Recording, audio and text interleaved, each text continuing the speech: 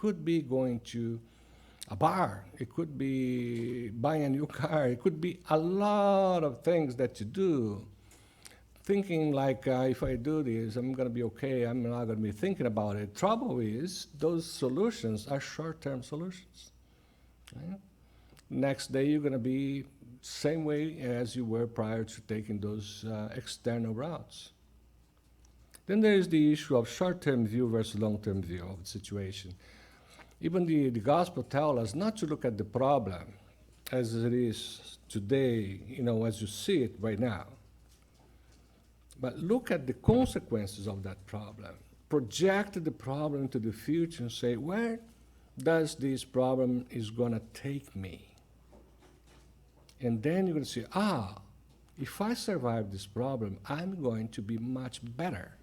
Because, of course, being Spiritists, we know the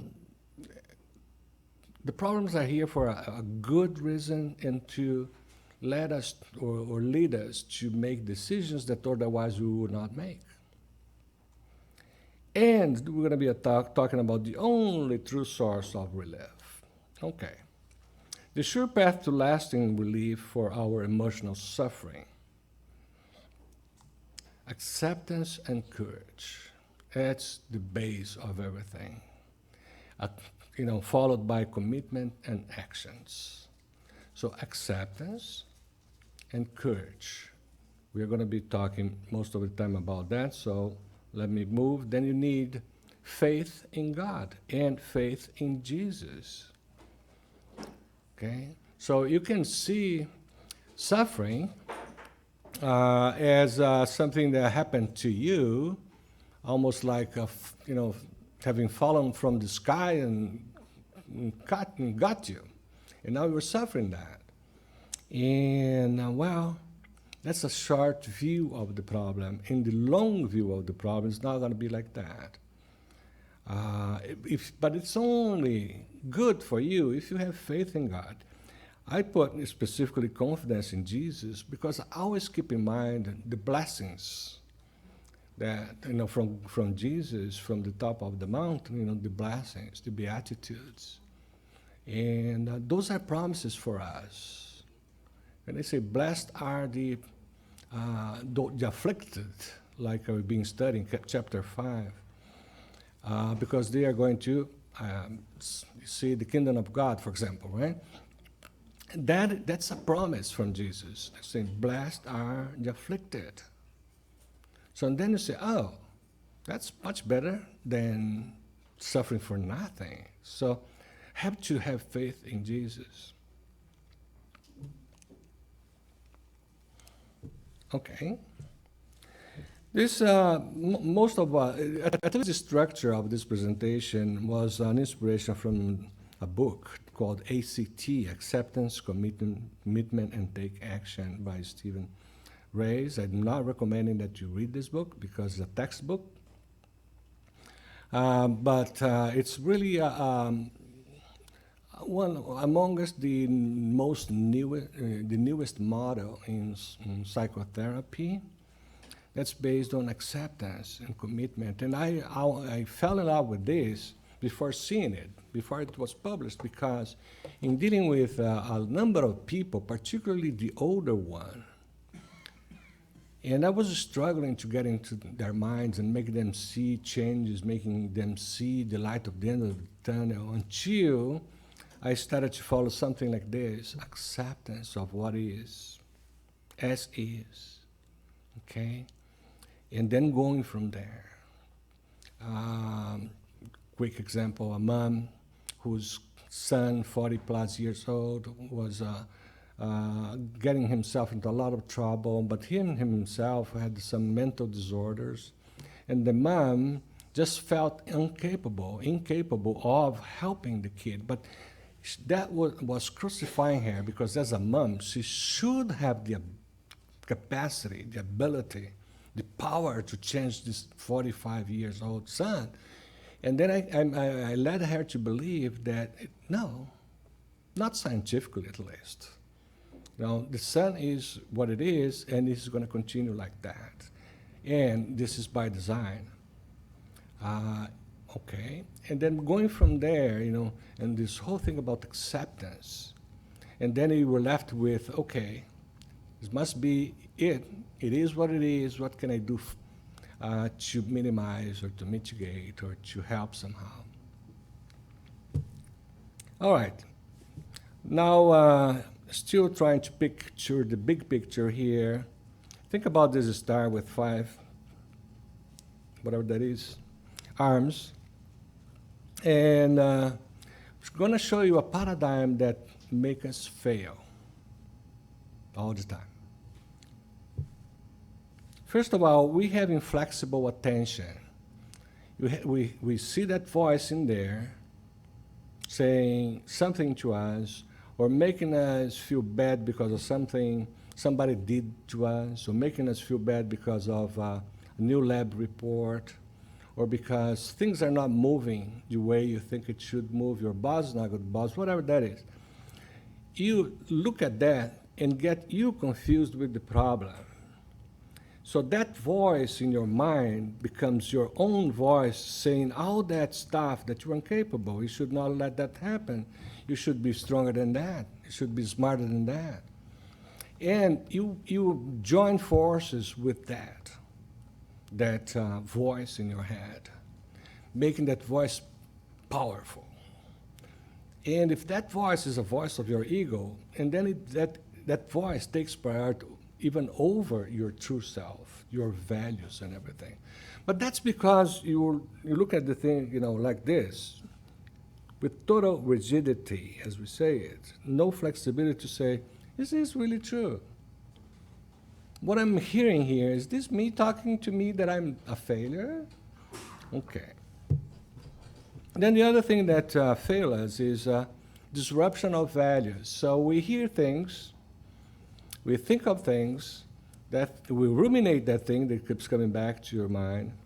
You'd never run this to your values and say, hey, I'm not going to react to this way because that's totally against my values. You don't do that exercise to run the problem and the voice by your, in particularly the ways we're thinking about responding to that issue, reacting to that issue, like I'm going to ask for a divorce. Wow, that's big stuff. But is it what your values are telling you to do? No, you're not thinking about it. The other thing is about inaction, which is, you just let it move along as it may. So that voice is going to be there today, and then tomorrow, somebody told you, well, what you need to do when that voice comes in, you just think about something else. Think about, football game, or think about Sunday's brunch here. Not brunch, what's that? Breakfast. Think about the new car you might buy. You just don't think about it. Well, that provides you, let's say, short-term relief, but then it comes back. Okay. And then there's attachment to the conceptualized self.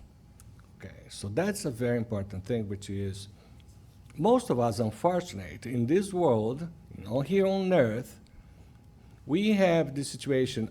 Here am I am here, and this is my true self, and and then given my ego and my imperfection and everything else, I project an image here that both idealized view of myself that I want to be the true one, not the true self. Here is my true, quote unquote self. So I'm going to defend. I'll do everything that I can to defend this other image here, and then you put in there, I'm the best, the most eloquent, the most profound, and smarter than everybody else, and this and this and the other. And everything that tends to conflict with that, you're going to have a problem with you. You're going to attack that force. This conflict between who you are and who you think you are, or you project to be, are the source, or is the source of most of our problems. But anyway, you, in this side here of this star, we're saying attachment to that is a problem. When you say, oh, nobody's looking at me, so I'm just looking at the mirror, let me be myself, okay? No, we don't do that. Remember, this is the paradigm that makes you fail, and it's in one extreme here of the spectrum, and then we're going to talk about the other one. Then there is cognitive fusion, which is what I said at the beginning, which is you reinforce the voice in your mind. So you join forces, you fuse, enmesh with the source, with the voice, with the thing that's bothering you, and say, yeah, I definitely am a failure, no doubt about it. Look at me, right? Okay. So, and that closes your eyes, your mind, your heart, and everything else to see light, to see a way out, to see a better view of the situation, a better view of life. Okay, now let's go to the winning paradigm. The one is the one that fails us. In the winning paradigm, the inflexible attention moves to, of course, flexible attention. And then here, something very good is going to happen to us, which is you manage to get out of your, instead of joining force with that or reinforcing that voice, you kind of take a step back and see what the voice is telling you from outside as an observer, without criticizing, without preconcepts, and say, I don't think so. I really don't think so. I don't know where this voice is coming from. You know, if this is a spirit, it's going to say, hey, it must be my obsessor, so stop it, right? But you say, oh, no.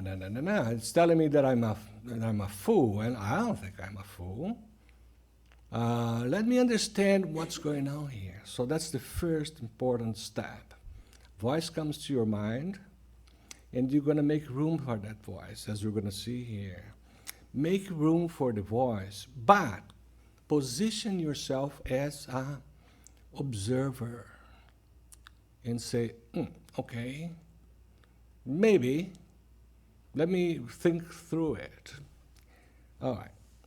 And then disruption of values becomes, the other side of the coin is being able, because, let me step back for a second. When you were thinking about it, a number of alternatives on how you're going to react to that may come to your mind.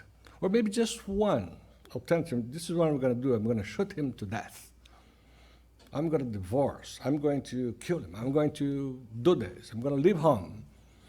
That is the old you. The same source of that voice is the source of this irrational decision. It could be even rarely is going to be a good decision because it's based on an old you, based on your subconsciousness, something that you used to do in the past. Last time you had a problem like this, you solved it this way. But anyway, you say, okay, now I have this situation, I have this voice, and they're telling me to divorce, or telling me to go kill somebody, telling me to sell the house, telling me to go back to Brazil, telling me, anyway. And then, say, let me run this through my values. And then he's going to say, but that's against my value. I'm a spiritist. I would never, ever kill myself or anybody else. I don't kill cockroaches. So how come I'm going to kill this guy? Or how am I going to... I cannot just give up and ask for divorce. We have not even discussed this issue at length as yet. So you're running that by your values. So you are going to make sure decisions you're going to make about this issue, or how you're going to believe and interpret that voice in your mind. So am I going to interpret it as, yes, it is true, or no, I have no reasons to believe that I'm a failure. Look at my past. Okay. Now, instead of inaction, you're going to say, okay, now that I that I observed that voice, I know what it means, and of course I forgot to say, when you are thinking about, as an observer, you're going to ask some tough questions, say, you must have a message for me. What could that be? Tell me about the message you're trying to tell me by putting all those things in my mind. And they run to your values, and then you say, okay, here's what I'm going to do. And then you have a plan. But that plan is going to be well thought through. It's going to be in accordance with your values. And after reasonable analysis, looking at the problem without judgment, without accepting it first, face value. And this side here of the star is all about commitment and behavioral activation process. You are doing that. You are really digging and bringing up your best resources. You are motivating you to do something that makes sense. You're bringing up the best of you.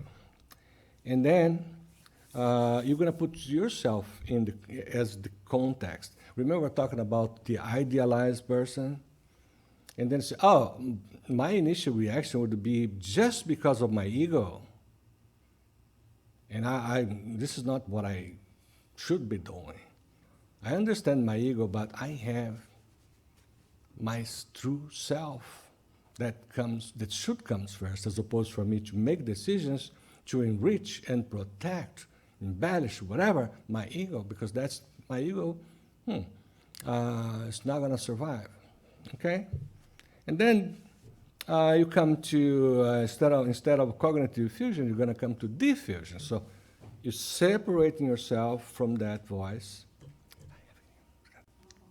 Separate myself from that voice. And don't let you get fooled by that. So it's a completely different game. I'm calling it the winning paradigm. Okay, so far so good? All right. Oh, and by the way, this side here has everything to do with mindfulness and acceptance. Okay, before we get into more details of what we're discussing here, the road to change, there's some key milestones. And these milestones, they're not one after the other. They go like this, Accept what is. Remember, accept, sometimes because of resignation, or hopefully a combination of resignation and openness, so that you can take that position of observer and then go from there and end up with a plan that works for you. Understand it. Flex your rigid mind. That has to do with acceptance as well. But it's not that easy. That's why it's a separate issue here, because you have to work on that. You have to be open. How many people we know that are not open at all? They think they know the answers. They think they know the problem. They think they know where it's coming from.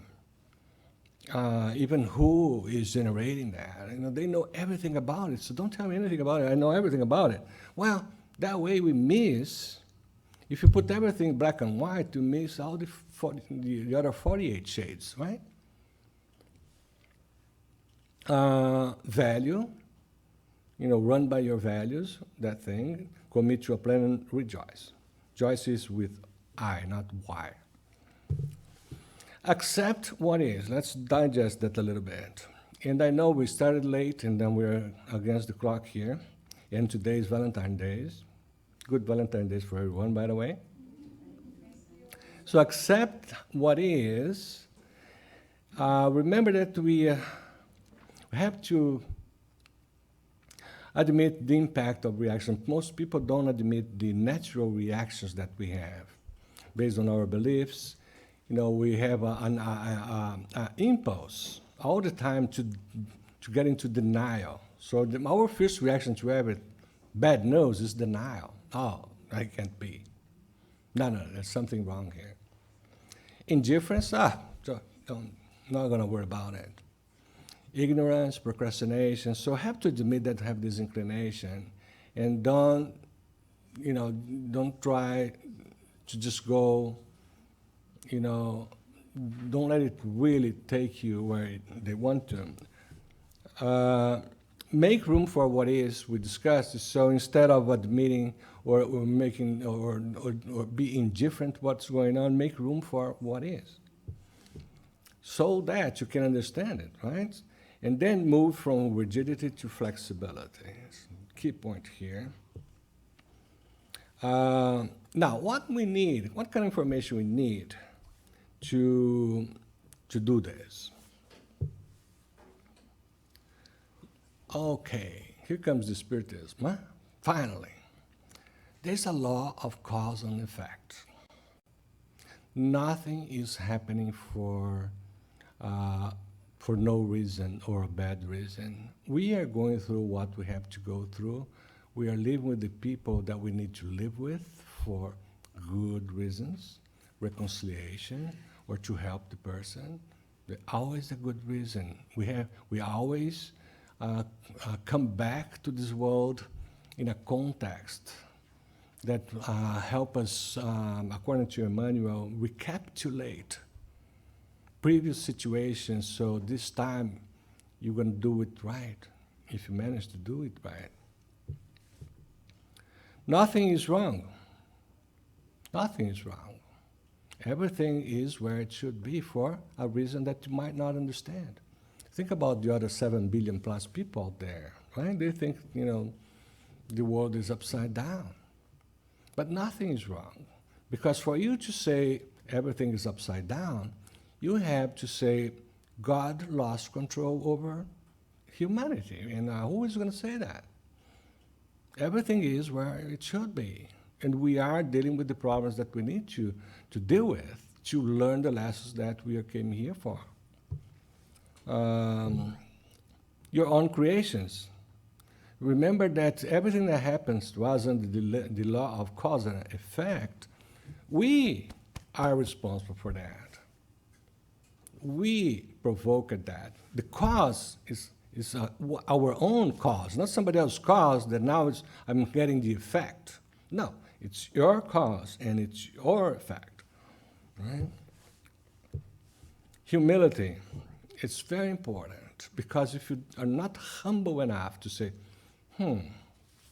yeah, I think I'm too aggressive most of the times and more than what I should be. And something that I need to address. But then you can only see that if you're humble enough. When you look at your mirror and say, yep, I should have seen that before. There's work for me to do. And me. Faith and confidence and forward thinking, as opposed to I want everything for tonight, tomorrow morning, latest. So I have to have faith in God, as I said, confidence in Jesus and His promises, and say there's this law of cause and effect. What's going on is not by chance. It's not being castigated by, penalized by God. It's not this. I now seeing my situation in a much bigger context. That's why I'm going to accept it, meaning making room for it, understand it, run it by my most updated values, because every time you come over here, your values might change a little bit, might purify, and then you live here with a better values. Huh? Okay, understand what is, separate yourself from the problem. Okay, there's in one of the psychotherapeutic models, one of the key dogma, the key thing in there is the problem is the problem. The person is the person. So when you say the person is the problem, then the person is all flawed and perhaps no chance. But you can say, no, the problem is the problem. The person is the person. That person is a good person, but has been more bad-oriented, for example. Didn't get the education he needed, or like I did. So separate yourself from the problem, be an observer, as opposed to the guy, the Pontius Pilates of these things, right? It may be something that bothers you, like rancor and the likes, dissatisfaction, cravings. And up until now, you have not put a name to your problem. You just feel this thing that you don't like, but what it is. Somebody says, "Oh, you don't look good today. What's wrong with you?" And I just don't feel good. Okay? So what it is. There's another maxim in psychology that says, if you name it, you tame it. That's 50% of, I don't know the 50%, but it's a big chunk of the solution. When you name it, so, oh, I'm anxious. You already started to work on that. And then you say what you need to do. Oh, I just need perhaps a cup of tea or something. Or perhaps I need to call mom. So one thing we're not used to do is name what you have, because that helps you. It could also be the screaming of your soul. Very common, but this is a very, very tough voice to hear. The scream of your soul. Your soul is saying, for heaven's sake, listen to me. You were in the wrong direction. That's why you feel the way you feel. And those are the toughest to hear, because it takes a lot for us to get that situation where you consult your soul. The information required here, we are all imperfect. Don't need to explain that. So, but there's one thing here. If I'm imperfect, there's something wrong. So we don't stop to say, oh, if I'm imperfect, then I want to know what parts of me are not good. Meditation and reflection.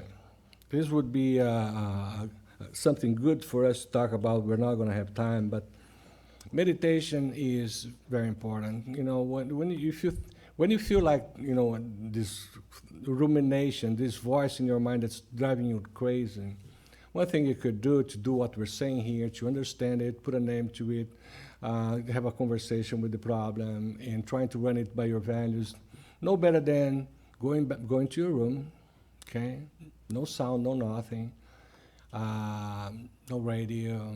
Leave your problems outside. Listen to that voice and do what we're saying here. So what is the message here? How does it compare to my values, my experience? What should I be doing? Well, humility and vulnerability and self-compassion, I have to really, prayer and spiritual help. Don't forget that, okay? Because to start with, you go to your room and say, I'm going to think about it, Maybe you don't call it meditation. But you go to your room, start with a prayer and ask for help. If you are honest enough, they're going to help you. Flex your rigid mind. Okay, reflect on how you got triggered. This is the other thing. You get triggered by certain things. You can be in the best of your day, and then somebody says that word, and boom. There you go. Reflect on the benefits of addressing the critical triggers.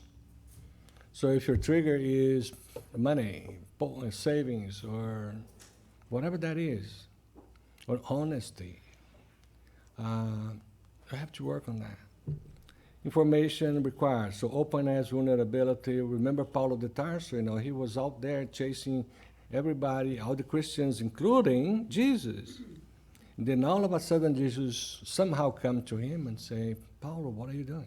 Why are you chasing me? At that very same minute, instead of reacting the way he would normally do, he just opened himself and accepted that he was not in the right direction. So we have to recognize our weaknesses. What are our weaknesses? Then remember Maria de Magdala, the centurion, and the doctor of the law. Maria de Magdala was that one that came to Jesus when he was having a conversation with others, and Jesus authorized her to come in because they were, some people were saying, what are you going to do about this woman? It's almost like the other one of, almost same story as the one that's, the one without sin cast the first. It's the same thing, but this is Maria Magdala. That one is not Maria Magdala, it's somebody else. Maria Magdala comes to Jesus and starts to, well, of course, she came in crying and very humble, and just kneeled in front of Jesus and started to wash. Oh, she was crying, and then he washed at Jesus' foot with her hair and all that stuff. Well, she immediately opened herself again, like Paulo, and said, I have this thing that I need to handle.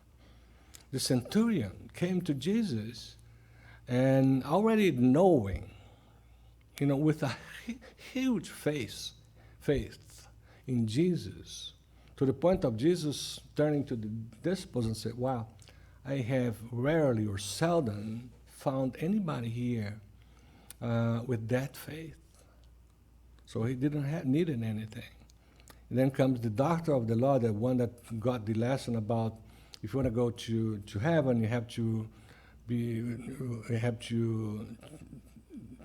be reborn.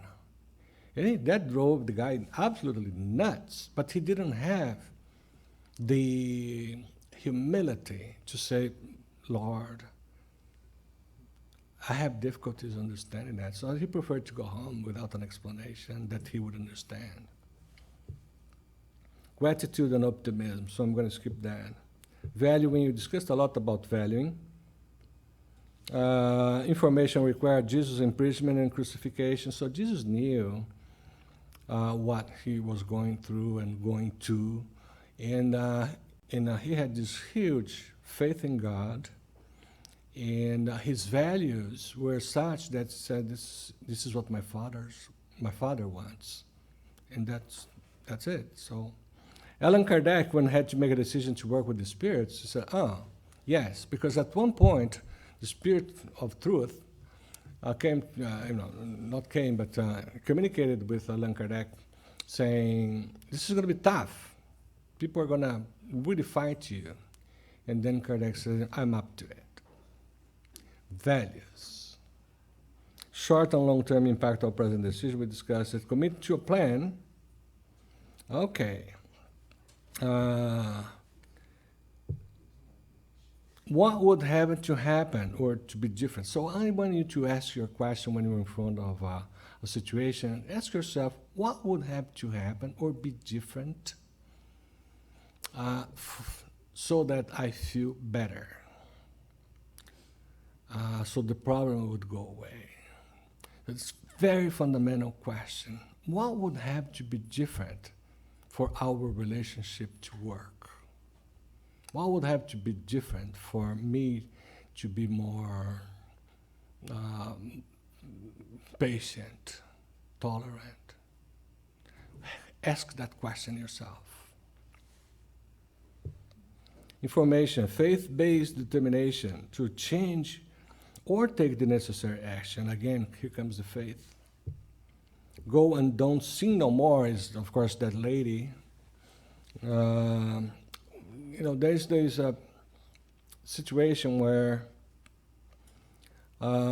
if you don't do the process we're talking about here and don't just be in that other extreme, no action, you are devoid, you know everything, you are almost perfect. Well, you're going to continue to repeat the problem, the sin, and then the voice will get stronger and stronger and stronger. Jesus once said to a man who he had cured, the guy was blind. He met the guy again, and later, sometime later, and told the guy, "Oh, I see that you're good now, but remember, don't sin anymore because it never, worse situations may come to you." So, yeah, if you don't fix the problem, it tends to get bigger. Be humble, open to the outside help, self-love, and self-compassion. Fundamental. Self-love. Why are you struggling? Why do you come to the center? Is that you want to show your rest of the family that now you're a good guy? Or, no, we are here for self-love, because if we love ourselves, then we want to get better, to improve, to be the best. And self-compassion as well, because you have to sacrifice other things. You don't criticize yourself. You're looking for what needs to get better in you. So we need those components as well. Then with that, after all that, you ask all the appropriate questions for you. You say, I'm not going to mix up myself and mesh with the problem. I need to understand the problem before I can even say that, yes, it is a problem. Because there's a lot of situations in our lives, they're not a real problem, okay? For example, you have a lot of things that you have answers for. You know how to fix that. But it's up to you to elevate that situation to a problem. Okay, now this is a problem. So you elevated that situation to a problem. Now it's a problem, at least in your mind. So we learn how to separate ourselves from the voice. We discussed here everything. There's a reason for everything. I have my values. I need to honor them and keep improving them all the time. I'm humble enough to look at the mirror and say, yeah, that offense could have been avoided had I not, offended him last year, for example, right? So you do all that exercise, and remember, we spend most of our time defending our idealized version of ourselves. So let's defend our true self. And if you do all that, you're going to be in a situation where you're going to be winning. Okay? André Luiz tells us it's good that you'd better get done fixing that problem, because more problems are going to come. So we're not here. We don't have a limited number of problems. We just have to keep working. So rejoice and have a great weekend. Thank you very much. Thank you. Thank you.